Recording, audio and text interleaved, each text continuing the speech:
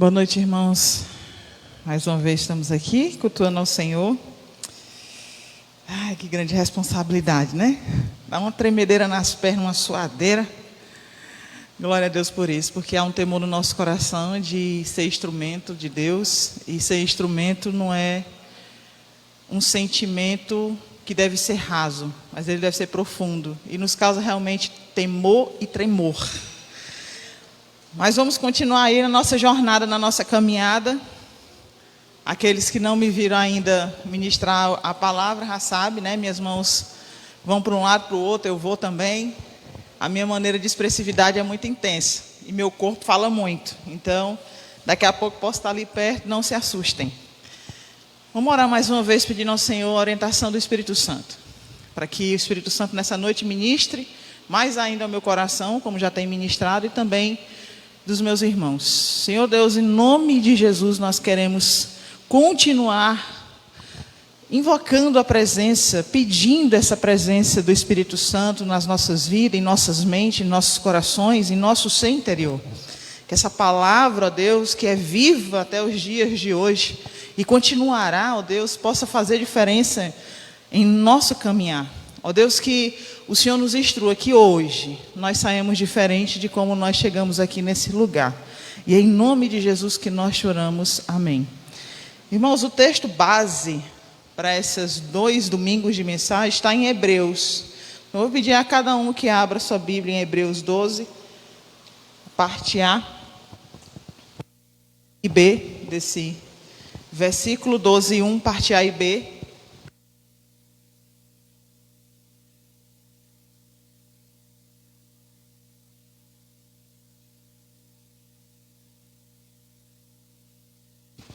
Hebreus 12, 1, parte A e B.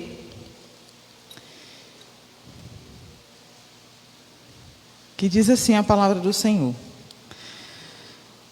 desembaraçando-nos de todo o peso e de todo o pecado que nas mentes nos assedia, corramos com perseverança a carreira que nos está proposta. E essa carreira está muito interligada com a nossa jornada cristã. E nós começamos a falar sobre domingo passado sobre a entrada nessa caminhada e que ela tem uma continuidade na nossa vida cristã. E que a aceitação a Cristo foi um primeiro passo, é uma primeira atitude, mas que há uma necessidade da manutenção dessa caminhada e esse andar com Cristo. E como essa aceitação a Cristo, num primeiro momento, muitas vezes se torna algo único. Parece que a gente tem só aquela obrigação, não, eu aceitei a Cristo, me arrependi dos meus pecados, está tudo bom. Tudo bem, está tudo maravilhoso. Eu cumpro a minha vida eclesiástica, eu participo nas quarta-feiras, nos domingos e está tudo muito bem. Quando Cristo nos chama para uma caminhada muito mais profunda, Ele vai falar sobre intimidade, sobre santidade. Isso Ele ensina nos evangelhos de uma forma muito bonita. Ele vai falar sobre discípulos, Ele vai falar sobre um reino, Ele vai falar sobre uma jornada a se percorrer até chegarmos no nosso destino final, que é na glória. Só que a gente cai na monotonia e as circunstâncias da vida ou algumas coisas que nos distraem começam a nos tirar dessa direção. Começa a nos tirar a atenção da cruz, a atenção desse caminhar com Cristo. E aí nós falamos, domingo passado, só para a gente recapitular um pouco, sobre a desobediência de Sansão. De como a gente, muitas vezes, somos desobedientes. Deus nos tem uma promessa, Deus nos dá um direcionamento, e por uma distração ou outra a gente se torna desobediente e se acostuma com isso. Perde, muitas vezes, o melhor de Deus para as nossas vidas. Falamos sobre os afazeres de Marta, que por mais que não se configure um pecado, cuidar das minhas atividades seculares, mas isso tem tomado todo o seu tempo, que não tem deixado um tempo com Deus, a gente acaba perdendo a melhor parte, que é estar com Jesus. fazer para Jesus, mas usufruir dessa presença de Jesus. Falamos sobre Pedro e sua negação, e Deus ministrou ao meu coração sobre essa negação diária, quando eu tenho ações, quando eu participo de coisas, que faz com que eu negue a Cristo naquele momento. E às vezes a gente não se atenta a isso.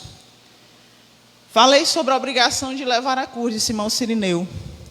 E por mais que a teologia, alguns pastores, vários pastores, digam que se configura um privilégio carregar a cruz naquele momento, mas muitos de nós não entendemos sobre esse privilégio. Às vezes a gente acha que é uma obrigação, e fazer algo por obrigação se torna cansativo, se torna enfadonho, se torna algo que, no decorrer da caminhada, faz com que a gente queira desistir. E hoje, nós vamos terminar essa pregação, que tem como título, que atrapalha a sua caminhada com Jesus, em 3 personagens que vão estar no Evangelho de Lucas. E aí eu quero continuar falando sobre essas ações, que normalmente essas 3 últimas não vão configurar absolutamente como pecado, mas que são ações que podem fazer com que a gente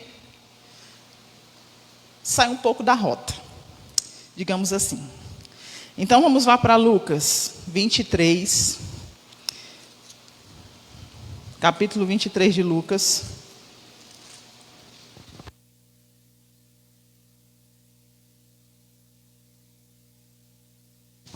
Capítulo 23 de Lucas, entre os versículos 27 ao 29.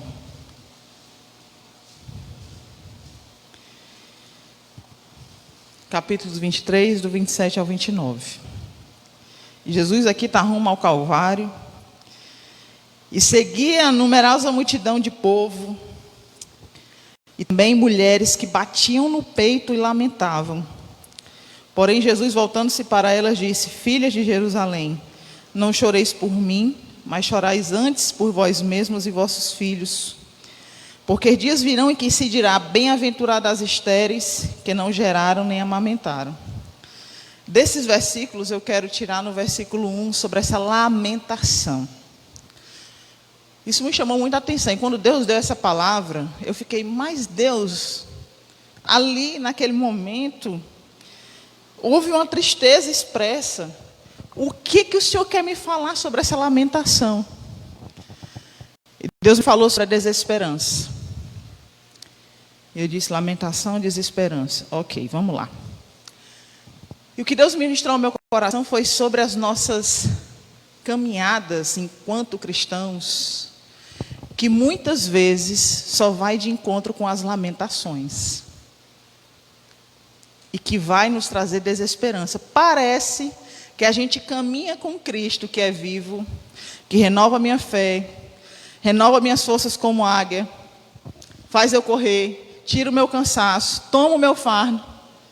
Mas parece que no meio das coisas da vida, a gente só entende sobre o que é lamentar e não ter esperança.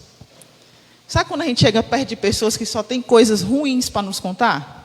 Quem já passou por isso? Levanta a mão. Chegou perto de gente, diz: eu sou cristã, sigo a Cristo, mas está tudo ruim. Só a lamentação. Uma vez eu estava até falando com o Caim sobre isso. Eu disse assim: eu não entendo. Eu sei que é uma cruz para nós carregarmos, e isso tem um contexto muito amplo. Mas eu não entendo como alguém que serve a Cristo, sou feliz com Jesus, é um privilégio servi-lo, andar com Ele, mas, no entanto, eu só vivo numa vida de mazela. Eu não tenho esperança para nada. Olhe lá se não tiver mais nem esperança da glória. E a gente se perde nesse mar de lamentações, e esse mar de desesperança, e acaba esquecendo de um Cristo que reina, que rege a minha vida e a sua, e que por mais que haja lamentação, mas eu ando com Cristo, sede feliz, porque participeis das aflições que Cristo participou. E eu acabo não conseguindo encontrar sentido de alegria no serviço cristão, de crer num Cristo se eu só lamento? Se a desesperança só bate a minha porta o tempo inteiro, se tudo está ruim, se alguém vai morrer, se a gripe me pegar, já era, porque agora gripar é um negócio meio difícil, né? Espirrou, pata, Covid, vai morrer, vai para a UTI. Onde está a minha esperança? Onde está esse meu olhar de esperança? É na minha lamentação? Ou é num Cristo que eu digo que é vivo, que eu sirvo, que pode todas as coisas, que opera milagres, que é dono da cura absoluta? Testemunho. A igreja presenciou isso, e nós presenciamos isso muito fortemente, eu e minha família. Em fevereiro, dia 9, eu descubro que estou com Covid. Todos lá em casa estão de Covid nesse período. E, ao contrário daquilo que todo mundo, claro, a gente tem uma preocupação, óbvio, a gente se cuida, vamos no médico, isso e tal. Mas a confiança que eu tinha na cura, que a gente tinha na ação de Deus sobre as nossas vidas, era muito pleno isso. E, estatisticamente, eu tenho comorbidade. Era para que eu tivesse, pelo menos, tido uma coisa mais grave. Mas, para a glória de Deus, nós passamos pela doença e estamos aqui. Deus estava conosco e está o tempo inteiro. Se eu parar para pensar sobre aquele momento, se eu tivesse só lamentado, eu jamais viria essa glória, esse milagre, esse Deus que é vivo, que eu sirvo, agir na minha vida. Porque a desesperança e a lamentação muitas vezes traz isso. Ele está agindo, cumprindo algo, mas a gente só lamenta. Os nossos olhos estão voltados só a bater no peito e dizer: cadê Deus? Cadê o Senhor? Está morto. Reclama. Ah, Deus me abandonou. Então isso atrapalha a nossa caminhada. Isso mexe com a nossa fé. A lamentação e a falta de esperança mexe com a nossa fé. Isso é algo que vai atrapalhar muito essa nossa caminhada cristã. Vamos lá para 1 Pedro, para a gente terminar esse ponto.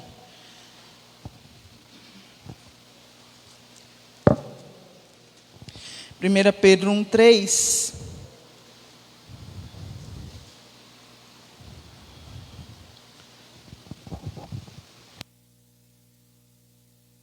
Primeira Pedro 1:3.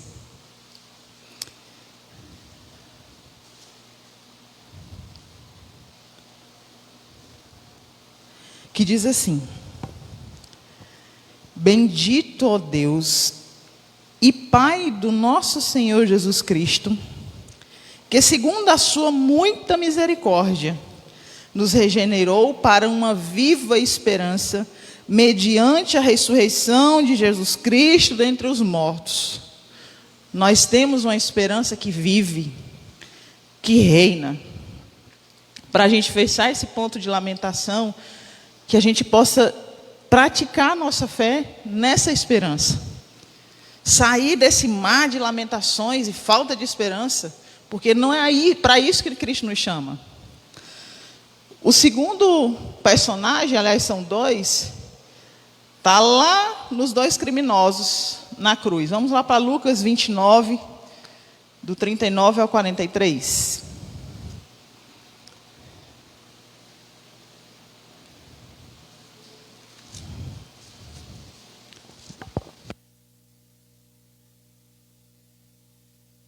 Lucas 29. Espera aí, viu?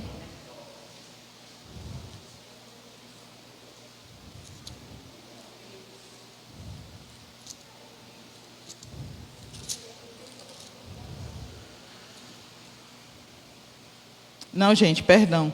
É Lucas 23, do 39 ao 43, perdão.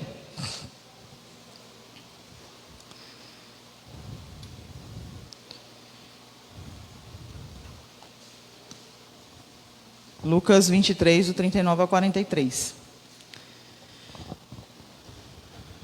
Um dos malfeitores crucificados blasfemava contra ele, dizendo: Não és tu, Cristo? Salva-te a ti mesmo e a nós também. Respondendo-lhe, porém, o outro repreendeu, dizendo: Nem ao menos temes a Deus, estando sob igual sentença?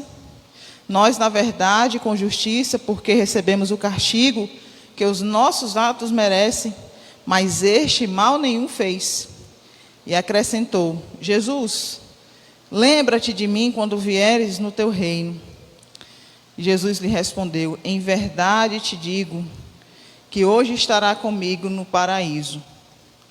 E algo que Deus falou comigo nesse texto foi sobre pecado. E eu fiquei também perguntando para Deus: como assim, Deus, se eu falar sobre pecado? E Deus me levou para esse criminoso que tem acusação na ponta da língua: Não és tu, Cristo? Salva-te a nós e a tu.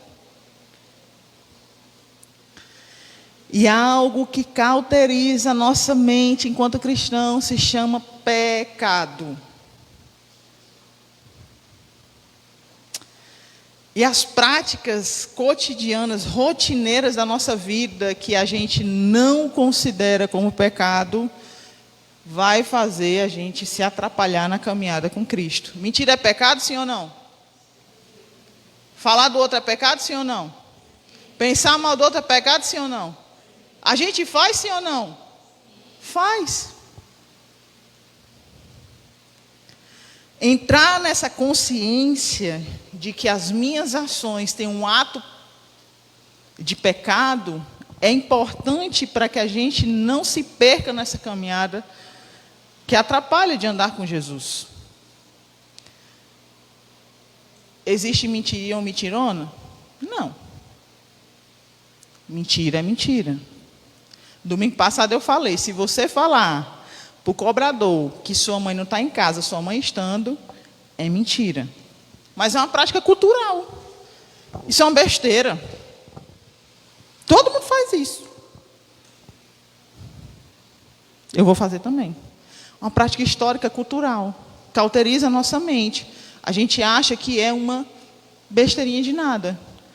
Para Deus é algo muito significativo. Porque se eu dou brecha para algo pequeno, algo maior vai encontrando o caminho na minha vida. E uma das coisas que esse criminoso fez foi acusar.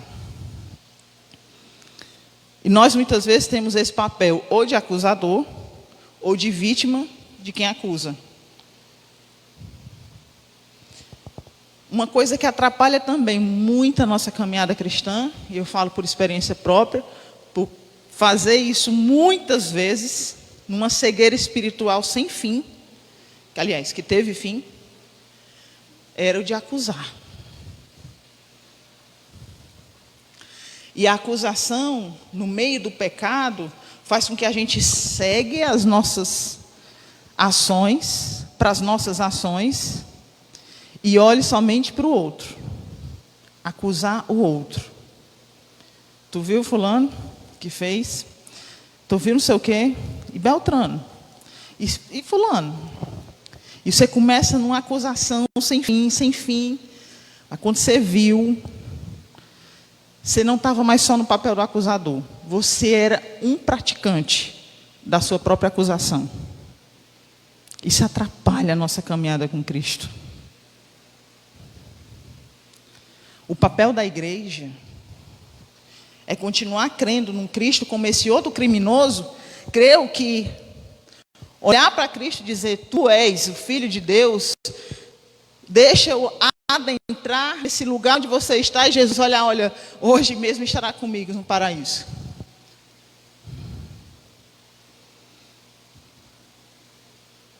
É sair desse papel de acusador. É sair do vitimismo do pecado.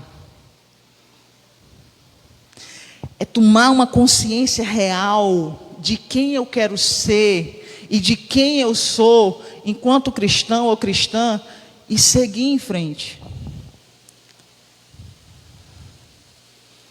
começar a sair desse marasmo, desse lugar que cauteriza a minha e a sua mente.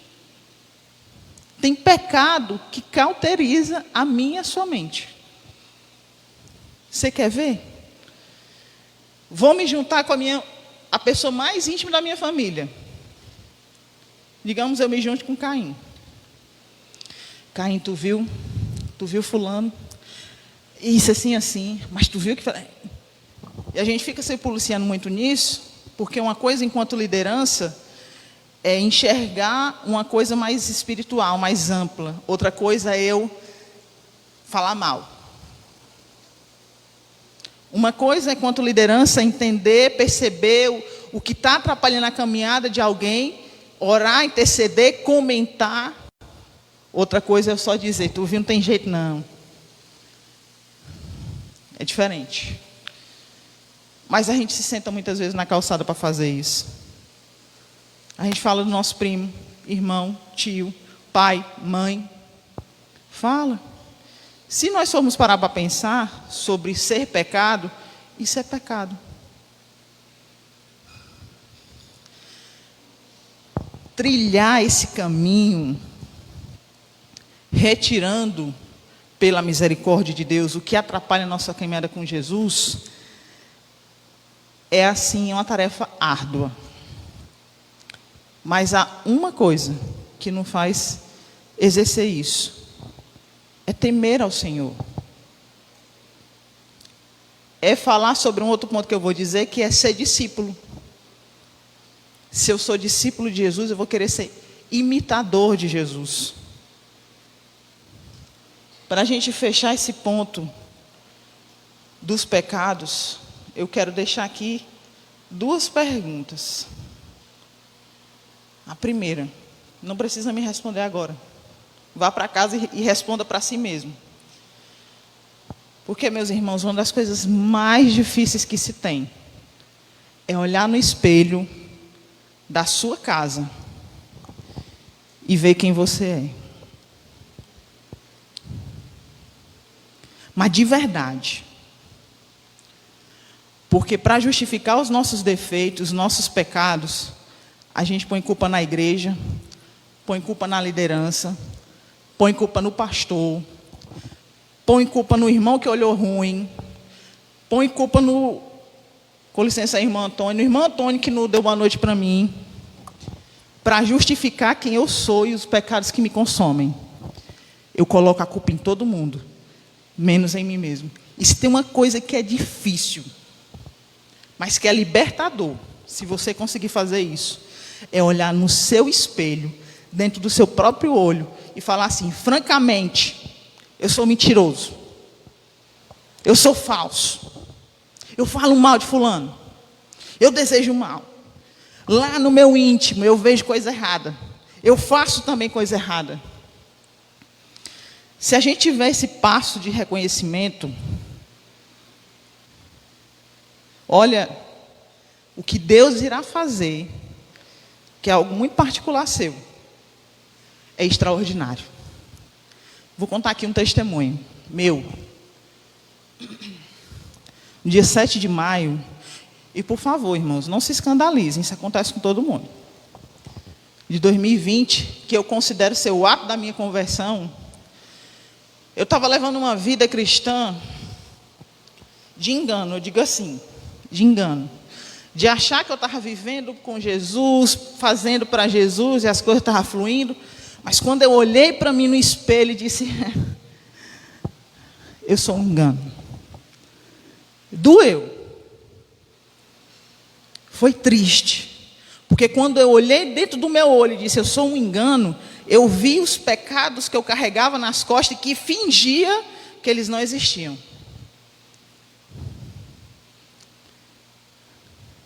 Antes do dia 7 de maio, Deus me dá uma intimação. Ele fala comigo na palavra dele sobre Jacó, e ele fala muito comigo nesse texto. E ele disse para mim desse jeito, como é teu nome? Isso eu com Deus, experiência, eu estou contando um testemunho. Como é teu nome? Eu comecei a falar Fabíola, né? Se não, como é teu nome? Eu repeti ainda algumas vezes o meu nome próprio. Aí o Espírito Santo falou no meu coração: não é esse o nome que você tem.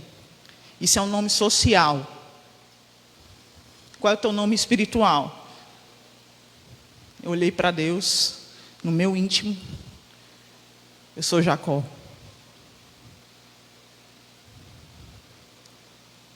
Eu tinha uma prática da mentirinha pequena que se tornou grande. Eu mentia num preço. Sabe quando você vai no mercantil? Deu quanto as compras?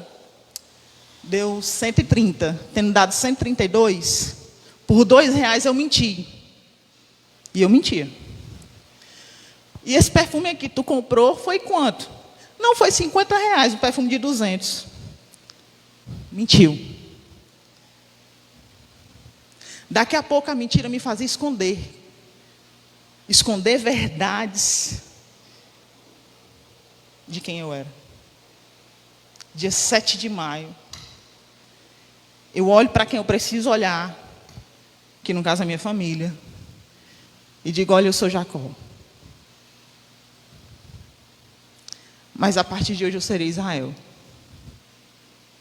E comecei a sair pedindo perdão para um monte de gente. Pessoas que, dentre essa lista, pessoas que tinham cometido até pecados contra a minha pessoa. Mas Deus me chamou para ser outra coisa. E eu comecei a sair pedindo perdão, comecei pela minha família, e pessoas que faziam parte do meu passado, e me perdoe. Eu estava tirando um peso das minhas costas, que não tem explicação. E às vezes a gente, como cristão, os nossos pecados nos traz um peso enorme, porque a gente não consegue enxergar isso. Mas foi fácil para mim olhar no espelho e dizer que eu era Jacó? Foi não, gente. É fácil hoje manter a minha postura de Israel? Também não. Sabe por quê?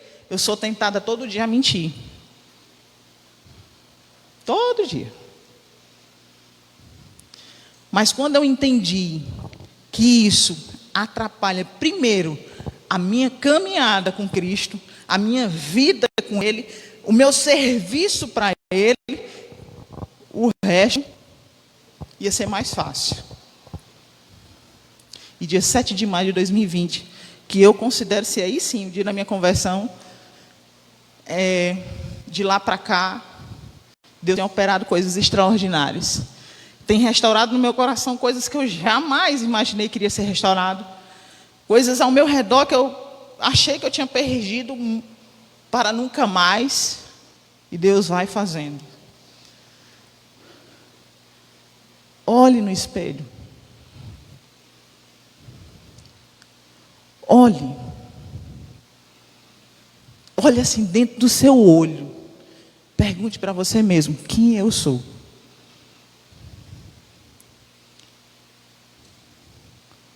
Eu vejo pornografia?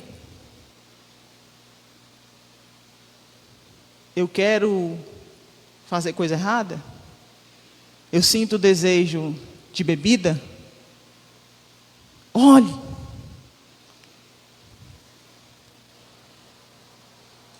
Qual é o nosso pecado de estimação? Qual é o pecado que nos impede de caminhar com Jesus de forma plena? Qual é esse pecado? Qual é esse pecado que nos faz acusar o outro, e às vezes até o próprio Deus, como aquele criminoso, e dizer: cadê tu? Que não salva, não me tira disso. Qual é esse pecado? Vamos lá em 1 João 1,9.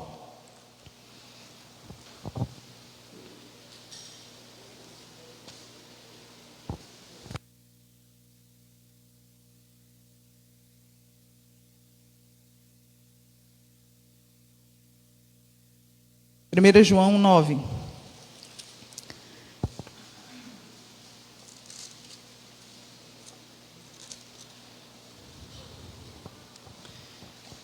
A palavra de Deus diz assim, se confessarmos os nossos pecados, Ele é fiel e justo para nos perdoar os pecados e nos purificar de toda injustiça. Essa confissão de pecados não está atrelado ao dia que eu sinto o Espírito Santo, o dia que eu sinto que eu vou levantar a mão para Cristo e digo, aceitei a Cristo, pronto, confessei meus pecados. Não, esse confessar de pecados está numa rotina diária, no caminhar com Cristo, na vontade de servir a Ele, de trilhar um caminho de santidade e intimidade com Ele. Confessar pecado é todo dia. Olhe-se no espelho. Eu faço isso todo dia. Eu olho dentro do meu olho e digo, estou precisando melhorar nisso. Como é que vamos fazer aqui, Deus? Eu estou sem força, eu não sei fazer. E Deus vai lá na sua grande misericórdia e diz, vai por esse caminho. Tem uma vitamina que a gente fala muito, né? O pessoal está até fazendo isso como meu bordão. Que é a vitamina BO, que a tia ensina lá na salinha das crianças. Bíblia e oração. Se eu não tivesse vida, se eu não tiver uma escolha de servir, de buscar, de confessar, de dizer eu sou isso, Deus não vai descer do seu trono da graça para pegar no meu braço e no seu e fazer isso. Não vai. A gente precisa olhar no espelho. Sair dessa condição de um criminoso acusador e de uma vida de pecador. Vamos para o último personagem, que são os discípulos de Emaús. E vai estar lá em Lucas 24.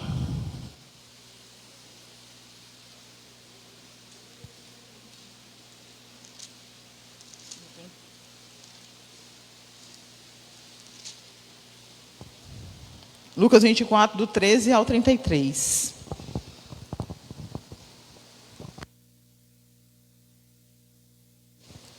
Os discípulos de Emaús. 24, 13 a 33. Naquele mesmo dia, 2 deles estavam a caminho para a aldeia chamada Emaús, distante de Jerusalém 70 estádios. Iam conversando a respeito de todas as coisas sucedidas. Aqui Cristo já tinha se crucificado, já tinha passado o processo da ressurreição. E aconteceu que enquanto conversavam e discutiam, o próprio Jesus se aproximou e ia com eles. Os seus olhos, porém, estavam como que impedidos de o reconhecer. Então lhes perguntou Jesus, que é isso que vos preocupa? E de que ides tratando à medida que caminhais? E eles pararam entristecidos. Um, porém, chamado Cleopas, respondeu dizendo, és o único, porventura, que tendo estado em Jerusalém, ignora as ocorrências desses últimos dias? Eles lhe perguntou, quais? E explicaram.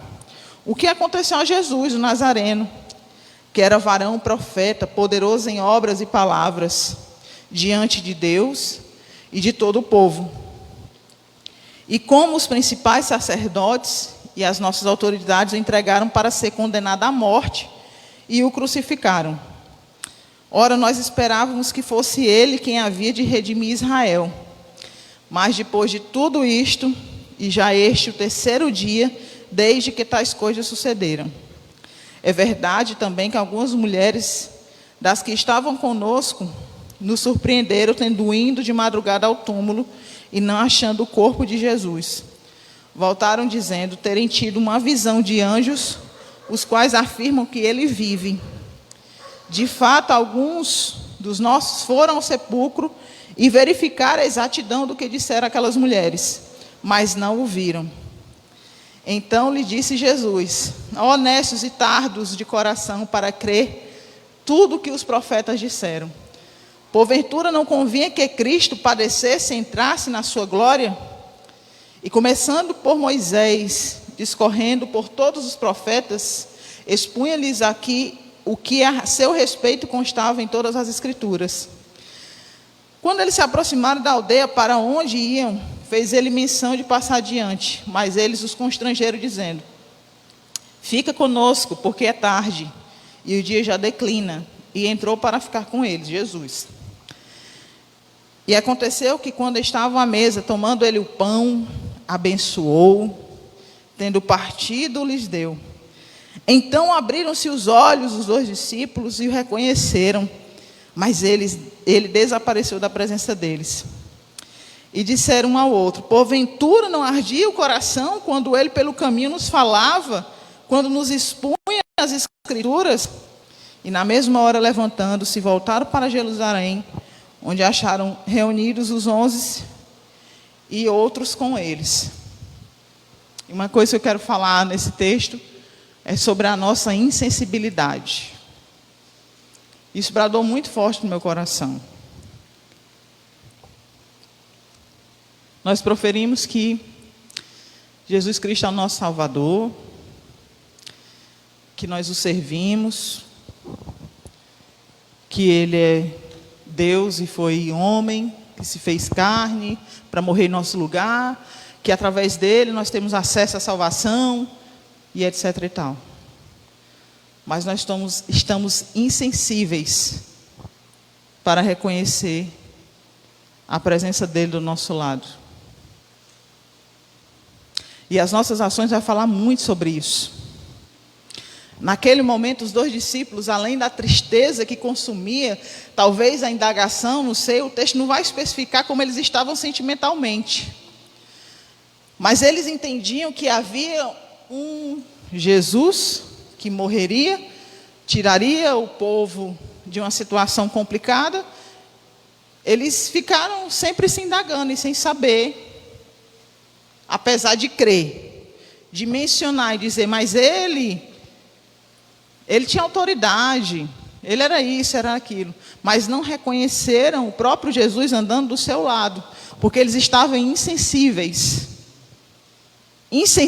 a essa presença. E a insensibilidade, apesar de não se configurar num contexto pecaminoso, mas ela nos atrapalha, porque muitas vezes falar que eu ando com Jesus não me permite estar usufruindo ou reconhecendo a presença dele na minha vida. E a presença dele na minha vida vai mentorear as minhas ações de uma forma extraordinária, de uma forma onde a gente consiga proferir e as pessoas olharem para nós e realmente reconhecer que ali há um discípulo de Jesus. E ser discípulo é ser imitador, mas eu só posso ser imitador de alguém que eu convivo aqui, que eu tenha sensibilidade na presença, que eu sinta e saiba que ali está Jesus comigo. E muitas vezes isso nos atrapalha, porque a gente somente fala, mas as nossas ações são contrárias. Falar que está com Jesus é uma coisa, viver, sentir, saber e ter a presença dele do nosso lado é outra. Se a gente tem essa presença, a gente tem outras atitudes, a gente pensa de outra forma. O nosso coração, ele se inflama por outras questões. A gente começa a pensar em algo do alto. A gente começa a pensar como Cristo faria. Tem umas perguntas que eu fico me fazendo, já falei até isso para os meninos lá na sala dos jovens. Hoje em dia eu me policio muito. E eu fico, antes de fazer alguma coisa, eu fico me perguntando, será que Jesus faria isso que eu estou querendo fazer? O que eu estou fazendo? Será que Cristo pensaria assim? Será que Cristo falaria desse jeito? Será que Ele agiria dessa forma? Mas eu só posso pensar nisso se eu entender que Ele está do meu lado, se eu estou sensível à sua presença. Se eu não estou sensível à sua presença, eu vou apenas falar de um Cristo. Olha, Ele é Filho de Deus, aquele que aceitar, reconhecer como único e suficiente Salvador, tem a salvação. Mas não estou sensível a Ele. A ação dEle na minha vida. A quem Ele é para mim. E isso nos atrapalha a nossa caminhada com Cristo. E sem mais delongas, a gente vai para Mateus 28, 20.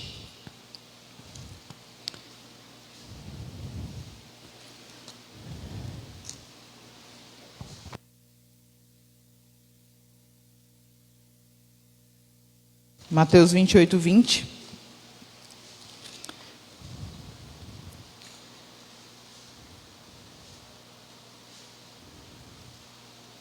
Mateus 28, 20 diz assim, ensinando a guardar todas as coisas que vos tem ordenado.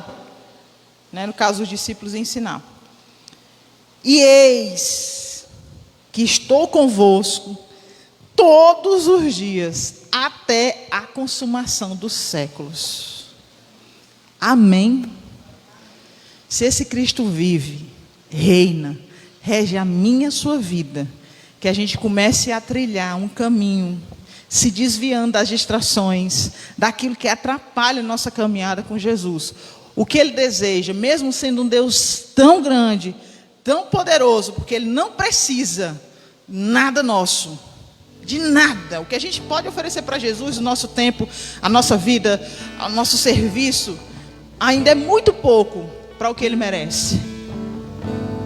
Mas se a gente conseguir entender que a gente tem um caminho a se trilhar de intimidade, de santidade, a gente vai conseguindo driblar essas distrações e o que atrapalha o nosso caminho. O que atrapalha a sua caminhada com Cristo? A desobediência, as tarefas diárias, os muitos afazeres, a negação com as minhas ações, a obrigação da cruz, as lamentações, os pecados ou a insensibilidade. O que atrapalha a minha e a sua caminhada com Jesus? Há uma escolha a se fazer. Há uma escolha.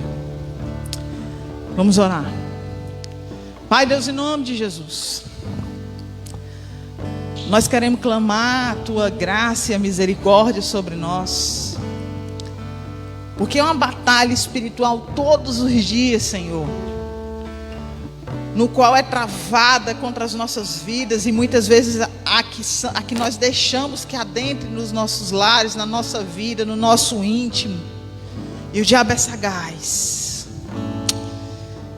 Jesus, ele é sagaz. Ele vem com dardos inflamáveis, atingindo, buscando nos tragar, nos enfeitiça, nos cega, nos acusa. E muitas vezes nós nos rendemos às tentações, delícias e algo que ele nos seduz. Pai, mas nessa noite, em nome de Jesus, nós queremos quebrar essa corrente, quebrar isso que nos atrapalha de caminhar contigo, e pedir que a Tua misericórdia, o Teu Espírito Santo se faça presente na nossa vida de tal forma que nós comecemos a ser sensíveis à Tua presença,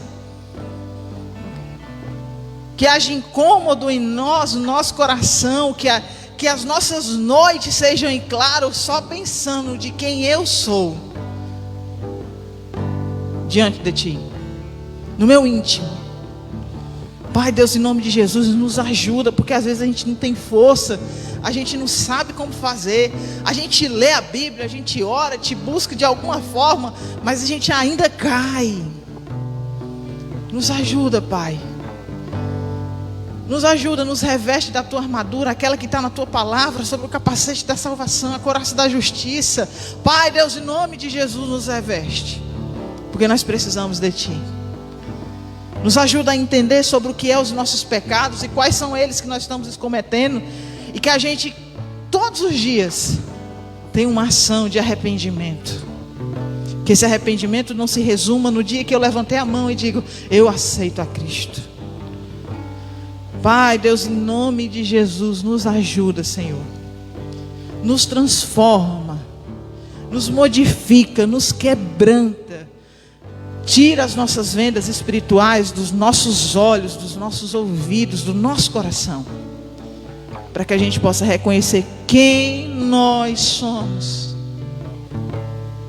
e saia de um caminho onde atrapalha essa caminhada contigo. Pai Deus, em nome de Jesus que nós choramos, nós te pedimos e nós te clamamos. Amém.